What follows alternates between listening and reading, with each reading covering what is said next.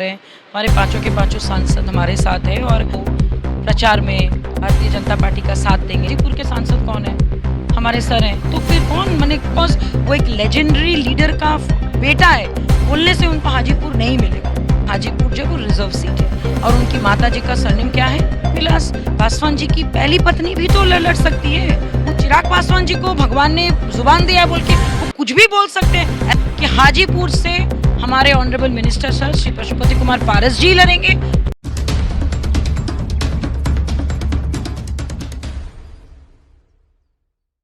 आज का जो बैठक है वो किस उद्देश्य से रखा है? देखिए, सबसे बड़ी बात इलेक्शन सामने आ रहा है और हमारे आप जैसे कि देख पा रहे हैं हमारे पाँचों के पाँचों सांसद हमारे साथ हैं और आज हम लोग बात करेंगे कि एनडीए के 40 के 40 सीटों पे कैसे हम लोग एक साथ मिल के बीजेपी को फिर से जिता पाएँ और बाकी बहुत सारी और भी स्ट्रैटेजीज़ हैं, किस ढंग से हम लोग आगे बढ़ेंगे, किस ढंग से हम लोग चुनाव को प्रचार में भारतीय जनता पार्टी का साथ देंगे। ये सारी चीज़ों के बारे में आज बैठक है।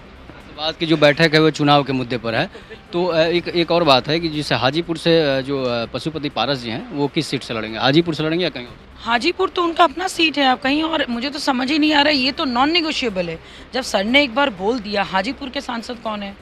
हमारे सर हैं। तो फिर कौन दूसरा कौन है वहाँ पे? कोई भी देखिए, दावेदारी करने से वो जगह आपको नहीं मिलती है।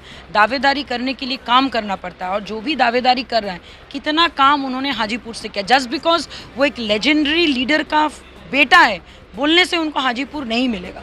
तो जो अपनी माँ को लड़ना चाह रहे हैं क्यों? वो कैसे होगा? उनकी माँ कैसे लड़ेंगे?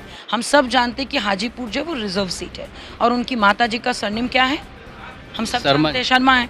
और सबसे बड़ी शादी तो हुआ है। अरे भाई, शादी तो हुआ है तो फिर रामविलास पासवान जी की पहली पत्नी भी तो लड़ सकती है, उनकी बेटी भी तो लड़ सकती है। यहाँ जो भारत में जो नियम होता है ना, तो जो जिसके पास पत्नी जाती है, लड़की जाती है, उसके अनुसार हो जाता है। नहीं, ये देखिए, भारत में ऐसा कोई नियम नहीं है, ये सब हम लोग नियम बनाए। एंड सबसे बड़ी बात, अगर इतना ही उनको हाजीपुर से प्रेम है, इतना ही अगर, तो हाजीपुर में वो कितना बार जाके काम किए भाई? उनसे जम्मू ही तो संभल नहीं रहा है। जम्मू ही वो कितने बार जाते। इस बार हम जब अपने घर से जब आ रहे थे, रोड देख के तो हम एकदम ये हो गए, डर गए। एक काम उन्होंने जम्मू में नहीं किया। जो इंसान जिस क्षेत्र के हैं उस क्षेत्र में वो काम नहीं करता, हाजीपुर में कैसे काम करेगा? और हाजीपुर में लगातार हमारे मिनिस्टर सर जा रहे, काम कर रहे। मैंने चिराग पासवान जी को भगवान ने जुबान दिया बोल के वो कुछ भी बोल सकते हैं, ऐसा अलाउ नहीं है। तो सीट जो है, सीट नरेंद्र मोदी किसको देने जा रहे हैं? देखिए, फिलहाल तो हम लोग यही जानते हैं और ये सत्य है कि हाजीपुर से हमारे honourable minister sir Shri Pashupati Kumar Paras ji लड़ेंगे, हम ही लोग लड़ेंगे और हम ही लोग वहाँ पे चुनाव करेंगे। ये चिराग पासवान जी को भगवान सुबुद्धि दे, उनका जन्मदिन आ रहा है। मैं तो यही चाहूँगी कि माता रानी उनको बुद्धि दे ताकि आगे अपना करियर में वो अच्छा कर पाए। जातीय जनगणना पर जो है आपकी पार्टी क्या? जातीय जनगणना सबसे पहले ये एक स्कैम है, इसलिए एक स्कैम है। अगर जातीय जनगणना 1 महीना या 2 महीना या 6 महीना जस्ट बिफोर द वोटिंग जब आप करवाते हो, बात बहुत सिंपल है कि आप चाहते हो हिंदुओं को भी आप जातियों में बांटना। भाई, कितने लोग आपस में हम लोग बात करते कि कौन भूमि आ रहे हैं, कौन क्या है। आज कोई बात नहीं करता। लालू जी, नीतीश जी के टाइम में वो राजनीति चली थी, आज के डेट में हमारे आपके नहीं चलेगा। तो जातीय जनगणना अगर ईडब्ल्यूएस, गरीबी रेखा के नीचे में कौन सा वर्ग है, उस पर अगर जांच होती तो अच्छा होता। और जैसे कि हमारे ऑनरेबल मोदी जी ने कहा है कि अगर हमारे लिए सबसे बड़ी जाति है गरीबों की जाति, गरीबों का जो कल्याण करेगा वही आगे बढ़ेगा।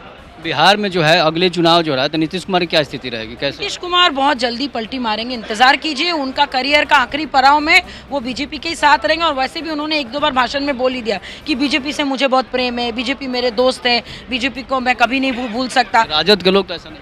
अरे वो नहीं बोल रहे क्योंकि वो चाहते हैं कि भाई किसी भी हाल में नीतीश कुमार जी अपना गद्दी जो है राजगद्दी समझ के बैठे, वो तेजस्वी प्रसाद यादव को दे दे, जो नीतीश कुमार जी इतना आसानी से नहीं करेंगे जब तक कि उनकी कुर्सी भारत में पीएम की कुर्सी भी उनको कंफर्मेशन नहीं मिलेगा, और जो नामुमकिन हम सब जानते हैं।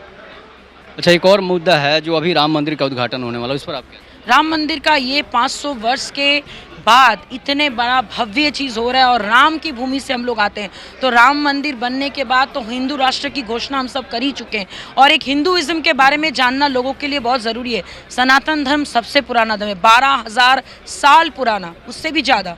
तो अगर आप अपने धर्म के बारे में अगर अपने अगले जनरेशन को नहीं बता पाइएगा तो क्या? तो मुझे लगता है कि अयोध्या में जो अभी राम राज्य की स्थापना हो जा रही है, बहुत अच्छा शुरुआत होगा पूरे भारत के लिए।